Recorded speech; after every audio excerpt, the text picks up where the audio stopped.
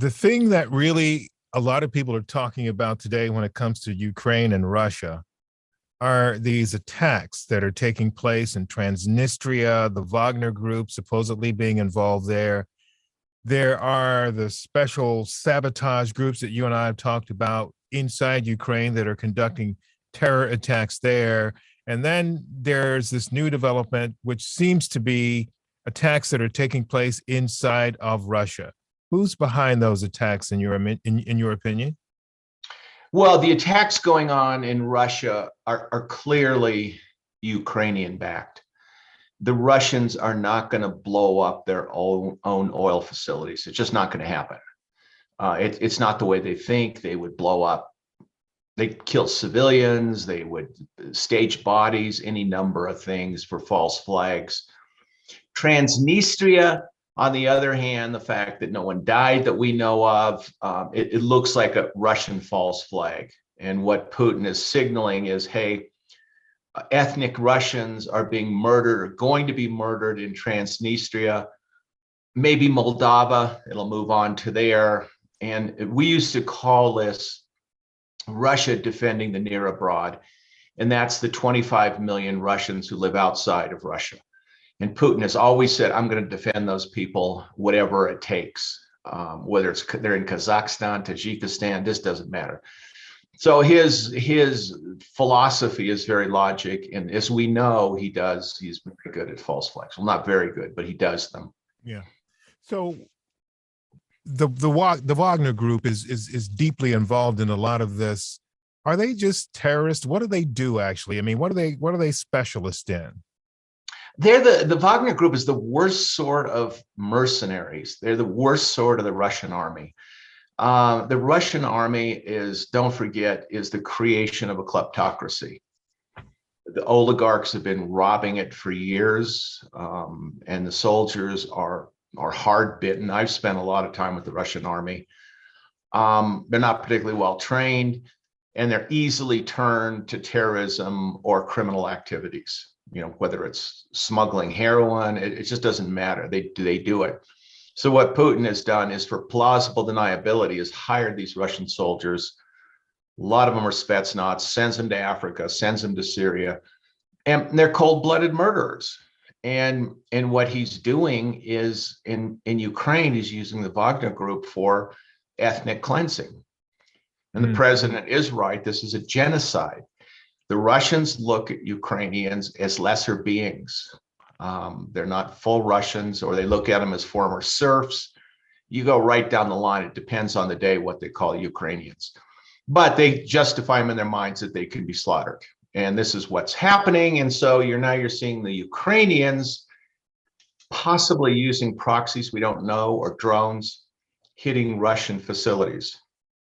Yeah. What makes this conflict so difficult, I mean, so dangerous, is it's a civil war, and they're bloodier, and the chances of it expanding, as we know, as Putin has promised, as this administration has warned, it could very well escalate and spread through that whole region. All right. So as this takes place, which is pretty much most likely going to go exactly the way you said it, because pretty much everything you've said so far about this conflict has played out almost to the day. The Wagner group is going to be involved. How many of these people are there, and how far will Russia go in using them? There's tens of thousands of them, but they're not a well-organized military force. They can't move in unison. So if there's a job to do of slaughtering women and children in a particular village, they'll send these people in to do it. It's not the kind of thing, a unit of Russian conscripts that would be sent in to do it. They're fairly disciplined. They're motivated by money. Some of them are they're motivated by ideology. The Russians are superhuman beings, very, very fascist. And if you're going to blow up something in the Transnistria breakaway region of Moldova, you'd probably use the Wagner group. You would not use uniformed FSB officers or any staff officers to do that. You use these proxies. I mean, it's the same. We did the same thing with Blackwater in Yeah. Iraq and Afghanistan. So let me ask you this question then. Considering what's taken place and what Russia appears to be planning to do, what's the defense against that? The defense is what we're doing, and that's just giving arms to the Ukrainian army, and the CIA is giving equipment stuff to SBU, which is the intelligence service of Ukraine.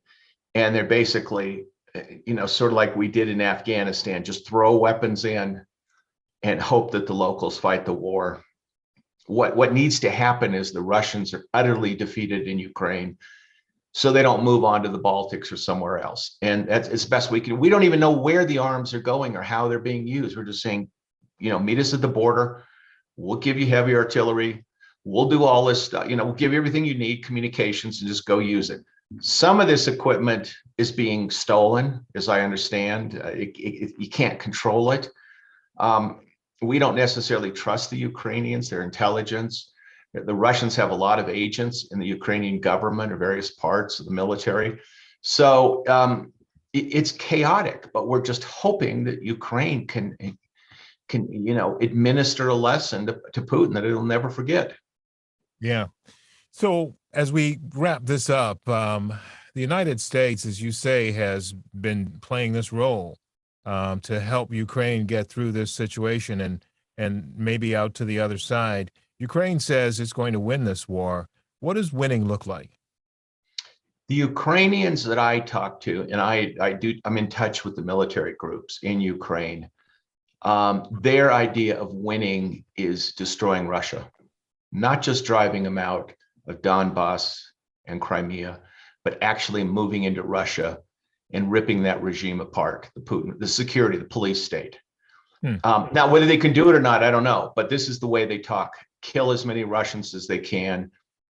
And of course, the Russians are saying, kill as many Ukrainians as you can. This is why this conflict is so dangerous.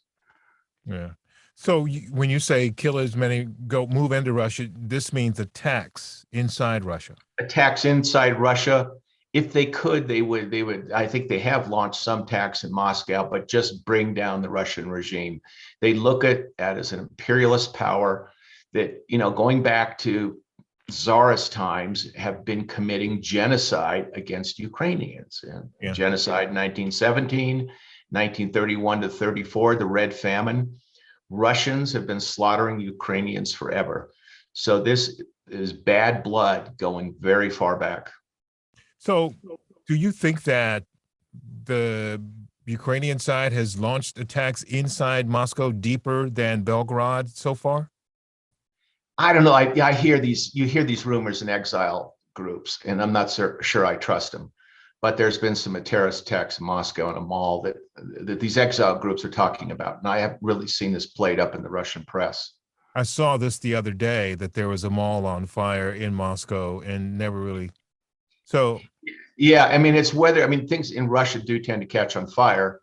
Whether they actually attack this mall, we have because we can't trust the Russian regime because they just make things up. Yeah. And exiles are inherently not reliable. So, we're just going to have to wait for the real truth, when it comes out, whenever that is. Robert, thank you very much. I appreciate your time. Thank you.